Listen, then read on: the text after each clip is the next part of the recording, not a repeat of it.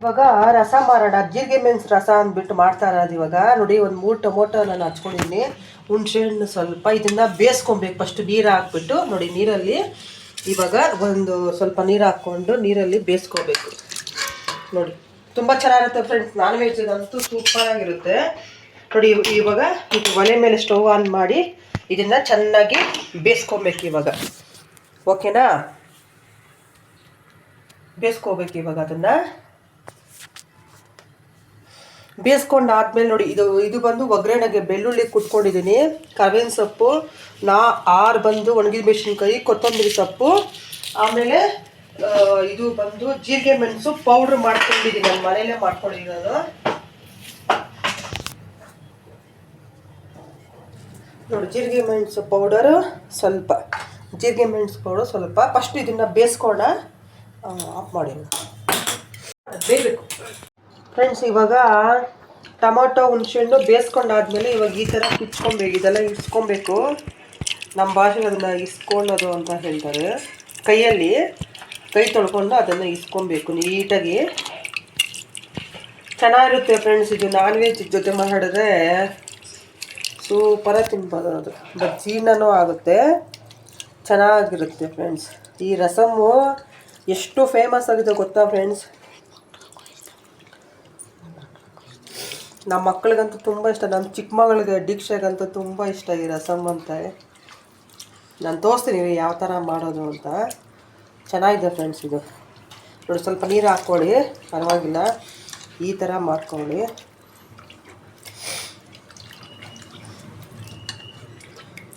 ಇವಾಗ ಇಸ್ಕೊಂಡಾದ್ಮೇಲೆ ನೋಡಿ, ಒಂದು ಪಾತ್ರೆ ಇಟ್ಕೊಳ್ಳೋಣ.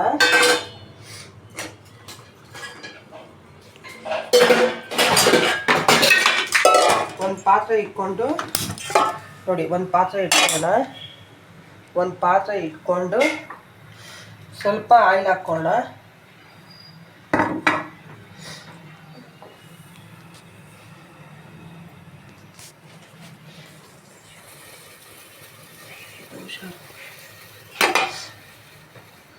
ನೋಡಿ ಫ್ರೆಂಡ್ಸ್, ಸ್ವಲ್ಪ ಆಯಿಲ್ ಹಾಕೋಣ. ಆಯಿಲ್ ಹಾಕ್ಕೊಂಡಿದ್ದಾದ್ಮೇಲೆ ಇದು ಸಾಸಿವೆ ಹಾಕ್ಕೊಳ್ಳೋಣ.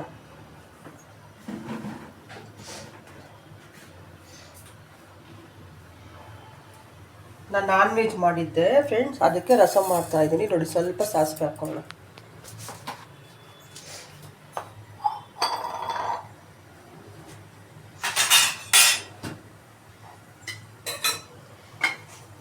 ನೋಡಿ, ಅದಕ್ಕಾದ್ಮೇಲೆ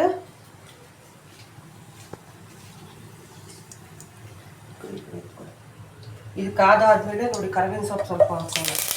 ಆಮೇಲೆ ಬೆಳ್ಳುಳ್ಳಿ ಹಾಕ್ಕೊಳ್ಳೋಣ. ಬೆಳ್ಳುಳ್ಳಿ ಹಾಕ್ಕೊಂಡಿದ್ದಾದ್ಮೇಲೆ ಇದು ಒಣಗಿದ ಮೆಣಸಿನ್ಕಾಯಿ ಹಾಕ್ಕೊಳ್ಳೋಣ. ಒಣಗಿದ ಮೆಣಸಿನ್ಕಾಯಿ ಅದೆಲ್ಲ ಸ್ವಲ್ಪ ಫ್ರೈ ಆಗಲಿ. ನೋಡಿ, ಈ ಥರ ಫ್ರೈ ಮಾಡಿ.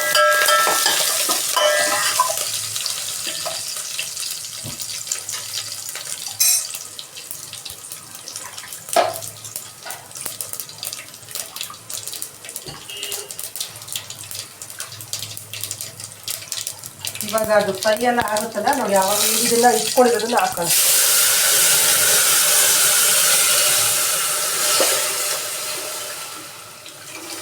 ನೋಡಿ, ಈ ಥರ ಹಾಕೋಣ. ಈ ಥರ ಹಾಕ್ಕೊಂಡು ಕೊತ್ತಂಬರಿ ಸ್ವಲ್ಪ ಹಾಕೋಣ.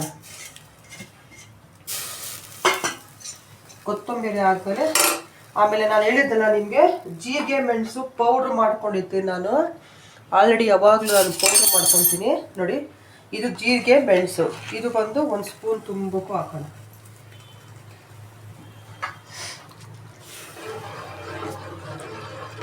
ಸ್ವಲ್ಪ ಬೇಕಾದ್ರೆ ನೀರು ಕೊಡೋಣ. ನಾವು ಬೇಕಾದ್ರೆ ನೀರು